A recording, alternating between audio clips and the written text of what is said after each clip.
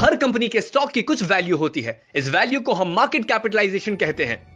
As an investor आपके लिए companies की मार्केट कैपिटलाइजेशन जानना जरूरी होता है।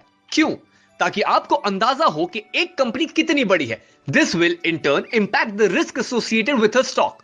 मार्केट कैपिटलाइजेशन के बेसिस पे कंपनीज को हम large cap stocks, mid cap stocks और स्मॉल कैप स्टॉक्स में क्लासिफाई करते हैं। Let's look at mid cap stocks closely. Usually, the market cap of mid-cap stocks is under 20,000 crore rupees and over 5,000 crore rupees. Mid-cap stocks को identify करने के लिए आप Nifty पर 101 से लेकर 250 तक रैंक कंपनीज को भी देख सकते हैं। Mid-cap stocks में इन्वेस्ट करने के कई बेनिफिट्स हैं। First of all, mid-cap stocks have high growth potential. इसका मतलब है कि उनका शेयर प्राइस बढ़ने की संभावना लार्ज कैप और स्मॉल कैप स्टॉक से ज्यादा होती है। For the same reason, हम मिड-कैप स्टॉक से रिटर्न्स और डिविडेंड्स एक्सपेक्ट कर सकते हैं। And then there's always the possibility of a high future return because mid-cap stocks are usually underpriced.